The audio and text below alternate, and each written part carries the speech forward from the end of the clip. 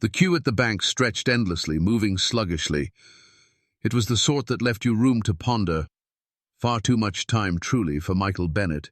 He shifted his stance from one leg to another, his 6-year-old daughter Lily dozing on his shoulder. Her purple butterfly backpack dangled from his arm, packed with sketchbooks and an untouched energy bar. He glanced at his watch. His lunch hour was almost gone. Yet this was his only chance all week to visit. He reached the cashier's counter when his number flashed, wishing, just wishing, for a bit of mercy. "I'm sorry, Mr. Bennett," the lady said, not harshly. "Your request has been examined twice. Without a cosigner or extra earnings, we can't grant the loan." Michael's throat constricted. He forced a grin to hold it together for Lily. "Even a tiny one? It's for a second-hand car. I lost mine 2 months back, and I need it to take her to school and get to my job." "I understand," the cashier replied softly, "but the decision stands." He nodded rigidly, thanked her, and turned away, his face flushed with silent embarrassment. He didn't see the woman behind him, observing. She wore heels and a fitted charcoal coat, standing calmly, clutching her purse like someone unaccustomed to delays but choosing patience. Her name was Evelyn Harper, known globally as a tech mogul, philanthropist, and one of the youngest billionaires. But here, in this bank, she was merely a bystander to a raw human moment, and it struck her deeply. "Pardon me," she said, touching Michael's arm.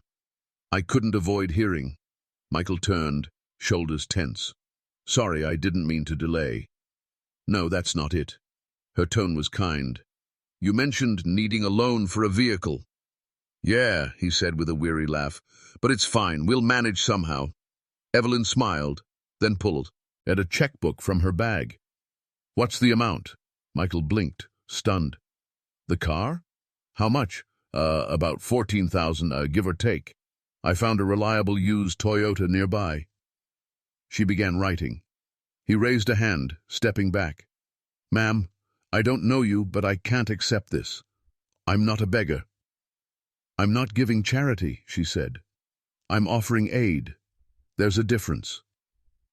He paused, still cradling Lily, who stirred, opening her eyes. "Daddy?"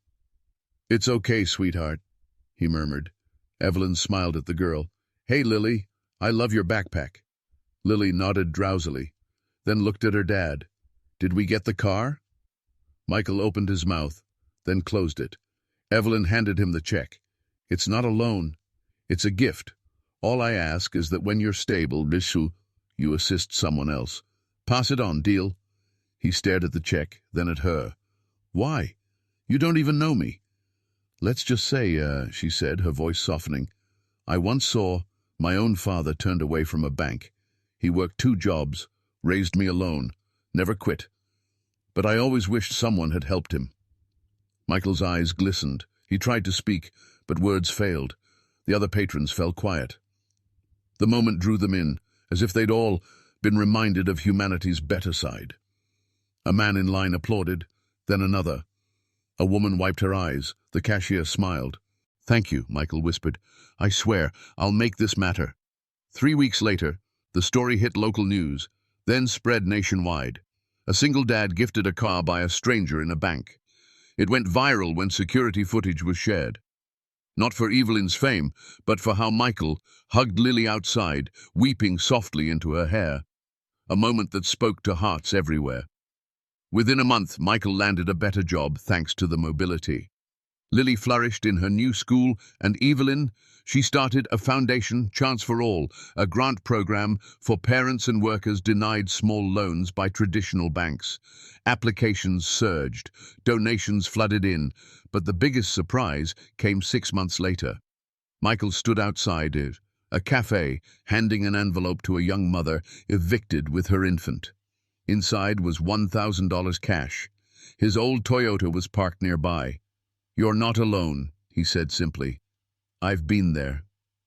The lesson: kindness doesn't always seem grand. Sometimes it's just someone behind you who steps up, not because they must, but because they choose to.